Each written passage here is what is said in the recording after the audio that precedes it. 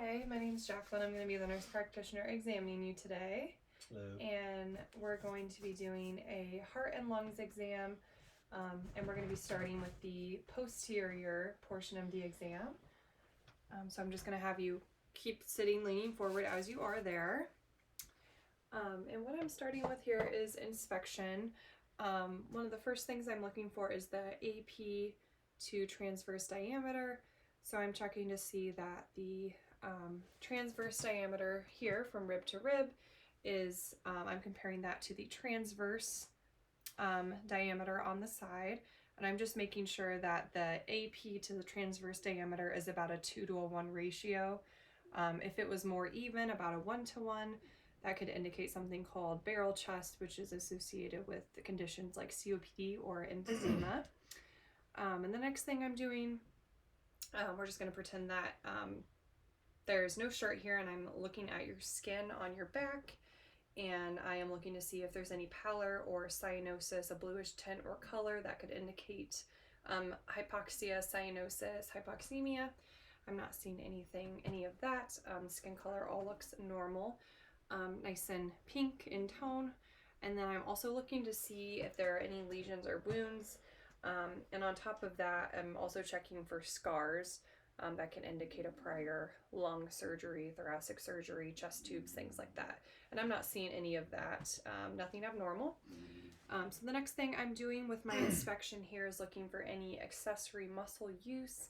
So on the posterior portion, I'm looking for intercostal retractions or like scapular contractions, and that could indicate that the patient has increased work of breathing, dyspnea, and respiratory distress, which could be associated with a number of different conditions or infections in the lungs. So I'm not seeing any of that. He looks like he's sitting nice and comfortable, and I'm not seeing any retractions or accessory muscle use. Also, as he's breathing here, I'm just making sure that the rise and fall is nice and symmetrical on both sides.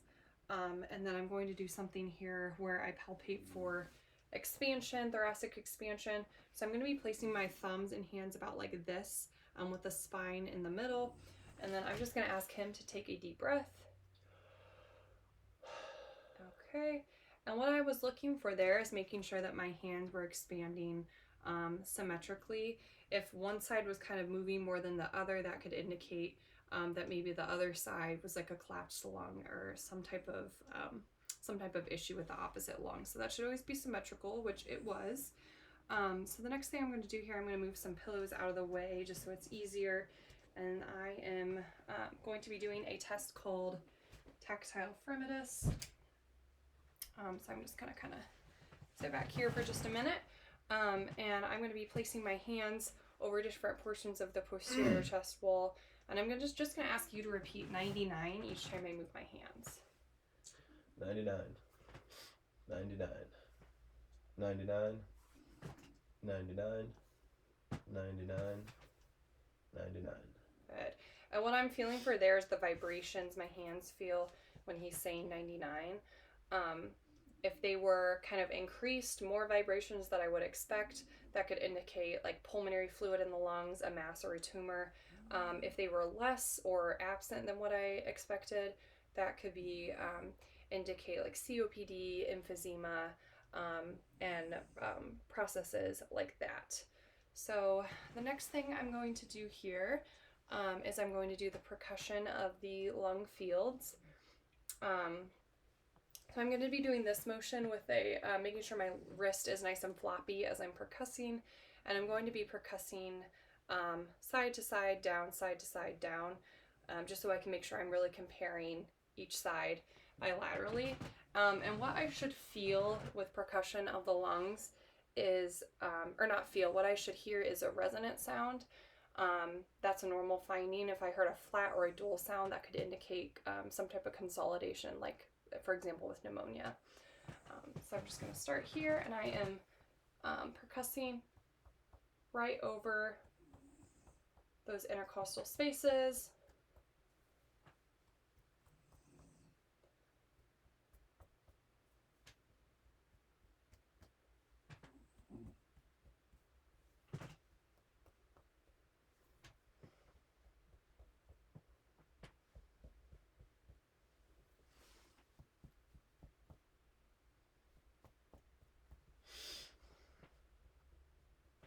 And then I'm going to do the same thing on the lateral lung fields here. So if you're able to just get, actually your arms are okay where they're at. I can get to your lung field. And sometimes you might want to ask the patient to lift their arms above their hand, but in this case I can get to it just fine. So again, we're percussing. I can hear that nice resonant sound. And then I'm going to do the same thing on this side.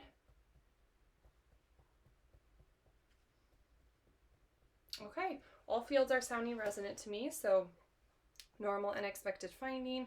I didn't hear any portions of a dull or a flat sound, or any hyperresonance. Hyperresonance could indicate like a hyperinflation of the lungs like you would see in disease processes like COPD, emphysema, or even asthma. So the next thing that we're going to do is I'm going to be listening to the lung fields here, and initially we're going to do actually a test called egophony. And so each time I move my stethoscope, go ahead and I want you to say like a long E sound. Yeah.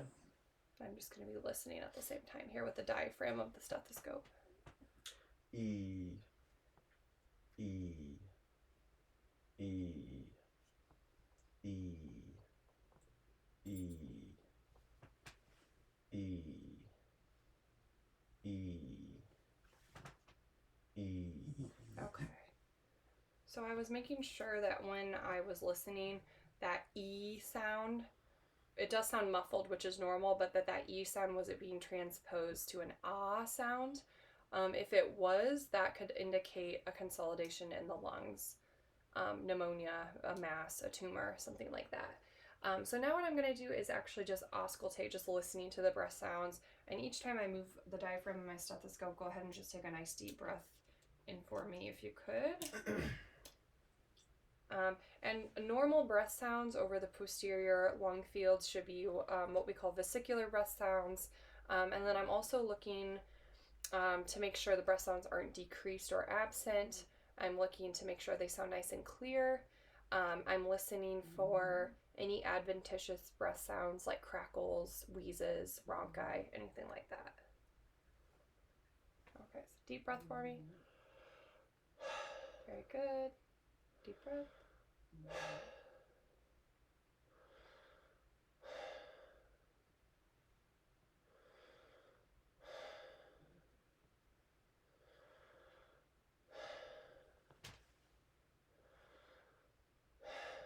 Okay, go ahead and rest for just a second, and then we'll do the lateral lung fields. Okay, deep breath for me.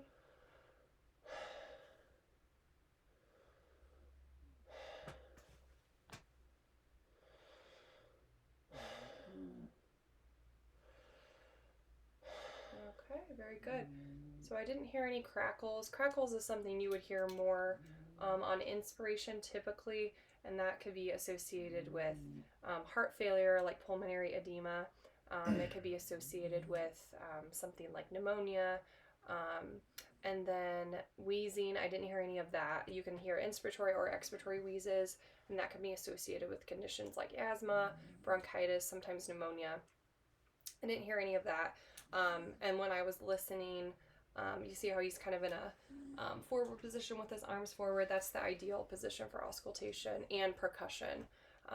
So very good with that. The last thing we're going to do on the posterior portion of the heart and lung exam here is I'm just going to be placing my hand over about the 12th intercostal space here. This is the CVA region. And then with my non-dominant hand, I'm just going to do a thud over that. And I'm checking to see if he's having any pain. So let me know if you have any pain with this. Okay. Any pain? Nope. Okay. And then same thing on the other side, 12th intercostal space area on the right, more lateral portion of the lung. This is the CVA region. And again, I'm just going to do a thud with my dominant hand over my non-dominant hand. Any pain with that? Nope. Okay, perfect. So that concludes the posterior portion of our exam, and we'll go ahead and get set up here for the anterior portion. So I'll just get some pillows back here for you, and you can kind of be sitting up still, just back a little bit further. Perfect. Okay. All right. So we're going to kind of start over a little bit with inspection, but this time we're doing it on the anterior portion of the chest here. So ideally, your patient, again, would not have a shirt on, so just you can assess skin color better. So we're just going to pretend for this portion of the exam. So starting off, I'm checking the chest area, and I'm looking to see if I see any pale or pallor color or cyanosis, which is, again, that bluish tint. I'm checking to see if he has any accessory muscle use. On the anterior portion, you're really looking for like a clavicular, any retractions there. So I'm just going to pull down the collar of your shirt and make sure you just breathe normal. Make sure I'm not seeing any retractions there. Then I'm also checking for retractions, again, in the intercostal spaces like we did on the posterior region, to see if you're seeing any tugging or pulling. Retractions indicate respiratory distress. And then also important on the anterior portion here is that we're checking for any abdominal muscle use. Patients who are in respiratory distress will be using more of their abdominal muscles when they're breathing, which again just indicates that they could have something going on that's causing them dyspnea, increased work of breathing, and respiratory distress. So I don't see any abdominal muscle use. I see no accessory muscle use. He's not doing a position which we call tripoding, is which when patients just naturally kind of want to lean forward with their arms in front of them because it helps them breathe better. You see it a lot of times in patients with like COPD or emphysema. He's sitting nice and relaxed. He does not appear to be in any distress. He's not having a hard time maintaining this position. So he's able to sit upright just fine. Something else important here we're looking for on the front is actually the color of his lips. They're nice and pink. I'm just making sure that they don't appear pale or, more importantly, a bluish tint, which would indicate cyanosis. And cyanosis of the lips indicates a central cyanosis, which is a very late sign of hypoxia. So that would be an urgent situation. And then as he's breathing, I'm making sure I'm not seeing any nasal flaring. You'll see nasal flaring, again, with respiratory distress. It's a sign of air hunger. So I'm not seeing any of that. So all normal findings so far.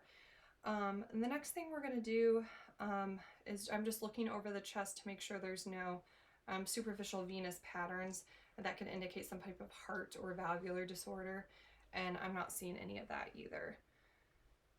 So next we're going to move on to, I'm actually just going to be checking your pulse here, and I'm going to be checking for 1 full minute.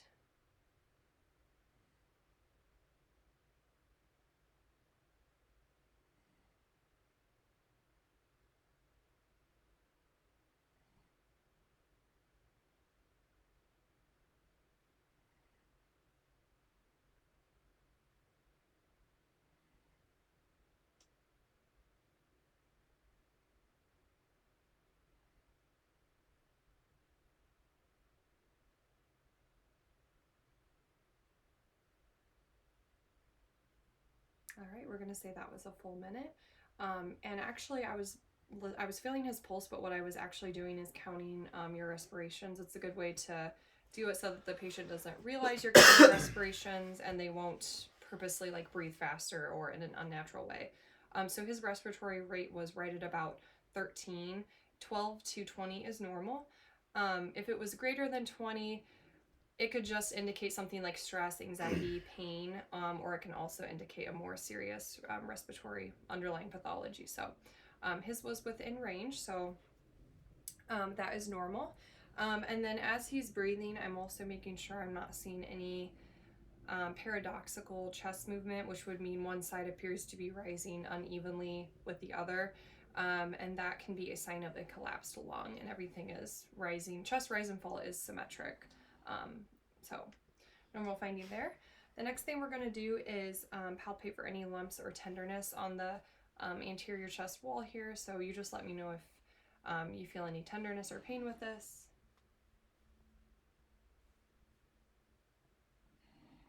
Make sure you're doing the upper and lower and comparing bilaterally. Any pain with any of that? Nope. Okay. And also I was checking to see if I felt any lumps or anything abnormal. I did not. Next we're going to check his skin turgor. So go ahead and just lift this arm up here for me. And I'm just going to lightly pinch, hold a couple seconds, and release. that skin should fall right back down. If it were to stay up, you can go ahead and rest your hand down. If it were to stay up, that is a sign of something we call tinting, and that is a sign of dehydration, poor hydration status. So that's a quick, easy way to check if your patient's well hydrated and has appropriate fluid volume or not. Next thing we're looking at here, we're going to just listen to his breath sounds on the anterior chest like we did posteriorly, and more in the upper region here, over where kind of the main bronchi are. You should be hearing bronchovesicular breath sounds is a normal finding in that region. And then once we get out to the actual lung fields, I should be hearing the same vesicular breath sounds. So I'm gonna go ahead and listen with the diaphragm of my stethoscope. Go ahead and just take a deep breath in each time I move my stethoscope for me, please.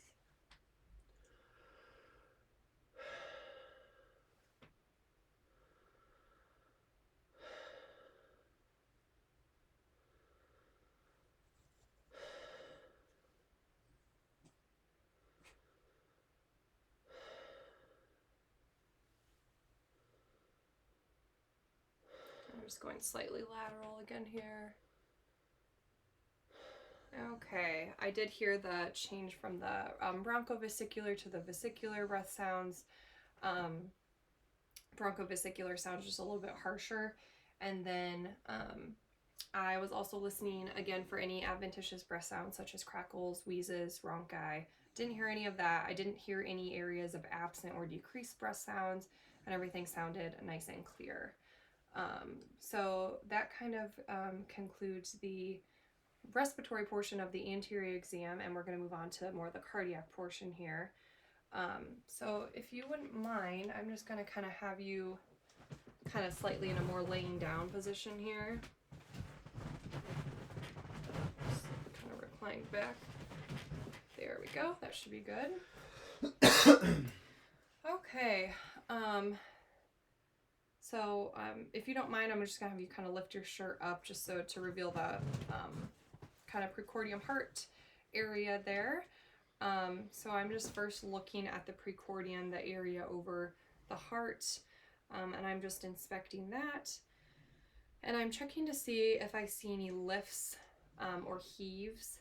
The only area you should normally see a lift or a heave on a normal patient without any underlying cardiac disease is over the PMI, which is kind of in that fifth intercostal space in the left midclavicular area, left sternal border. So I'm just checking to make sure that I do see his PMI. Yep, I do see that. And I'm not seeing any lifts or heaves or thrills in any other regions of the precordium. So that's all normal. I'm going to go ahead here and just palpate the precordium. So I'm just going to gently place 4 of my fingers here, and I'm just going to let my hand rise and fall with the chest, with the heartbeat. And again, just checking to see if I feel any lifts, heaves, thrills, an abnormal tugging, an abnormal lift, or I'm palpating any abnormal vibrations. And I'm not feeling any of that. I can feel the apical pulse though. So with that, I am going to just palpate the PMI or apical pulse.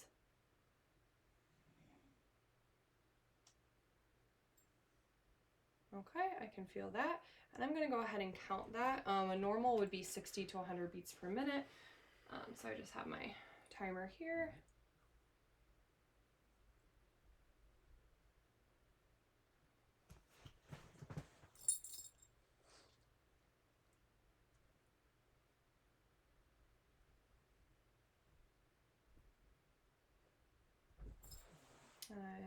I'm counting for 1 full minute, but for the purpose of the video, we'll go ahead and just pretend that it's been a minute.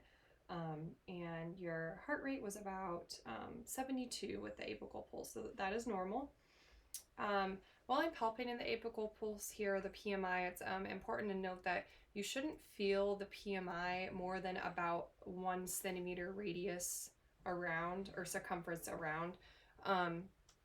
If it's radiating more, that can be, like, especially towards the left, that can be a sign of left ventricular hypertrophy because it's kind of pushing that heart a little bit more to the left. If he was a female patient who was pregnant, displacement of the PMI to the left is actually a normal finding. So can be a normal variation, but can also indicate underlying disease with the heart. So the next thing I'm going to do is I'm actually going to auscultate over that PMI.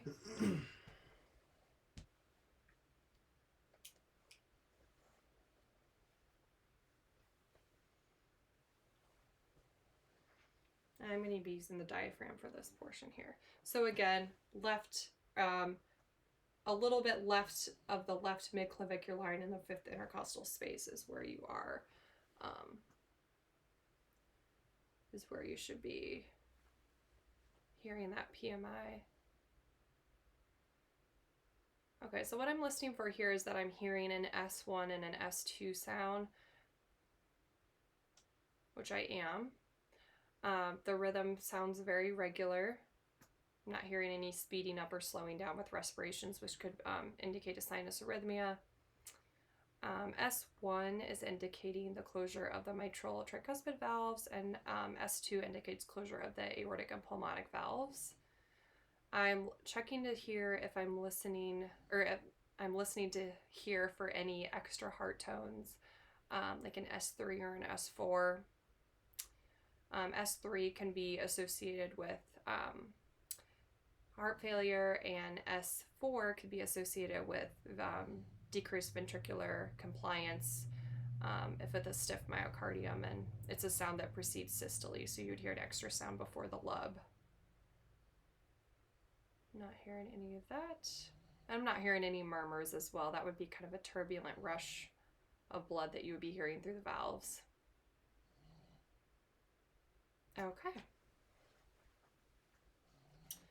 All right, and the next thing, one of the last things we're going to do here is actually locate the landmarks of where you can hear different areas of the heart and different valves that are closing, and be listening specifically for different kinds of murmurs you would hear. So we're starting at the right sternal border, second intercostal space. So you should be able to feel between the ribs right where you're at, and right of the sternal border. And that is where you hear the aortic valve closing. So remember the acronym APTMAN. So we're starting with the aortic. And then if you go right across to the left sternal border, second intercostal space, you are right at the pulmonic valve closure site. And then if you go down, staying right in line with that left sternal border for this next one, we're going right down to the third intercostal space. That is called Erb's point. And keeping in line with that, we're going right straight down to the fourth intercostal space, still right left of the peristernal border. And that is where you would hear the tricuspid valve closing.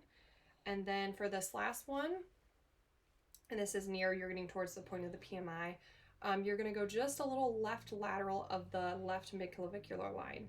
So just slightly left of the midclavicular line and the fifth intercostal space. So you're going out just a little bit more there.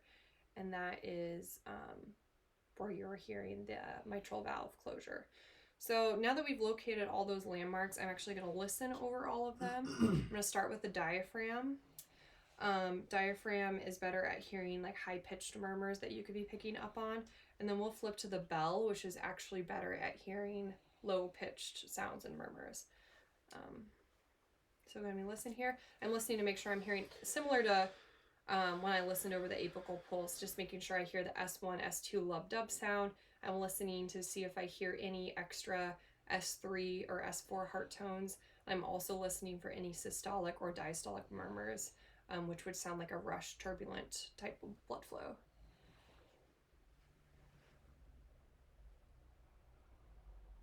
Starting in that second intercostal space, right sternal border. All right, moving over to the left sternal border, second intercostal space. Hearing the pulmonic valve close. Going straight down left sternal border, third intercostal space, the Erb's point. Again, listening for that S1, S2, no murmurs. I'm going to go down one more intercostal space, left sternal border to the fourth.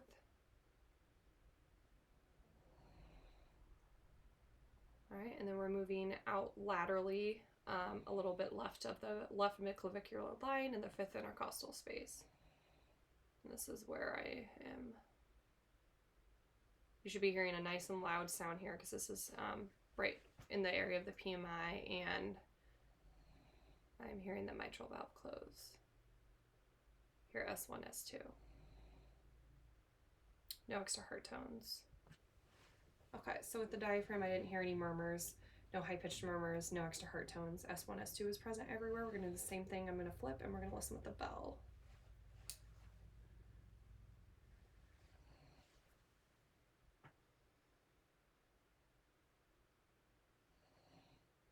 I'm following the same exact pattern as I did with the diaphragm.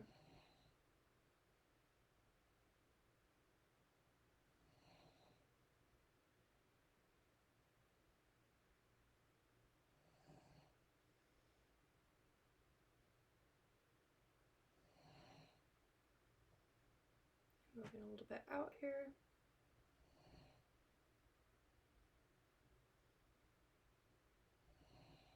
All right. Clearly heard S1, S2 with the bells and all of the landmarks there, and I didn't hear any murmurs or extra heart tones. So you can go ahead and put your shirt down for me now. And that concludes our heart and lung exam. Do you have any questions for me? I don't think so. All right. Well, thank you very much. Thank you. Have a good day. Thank you.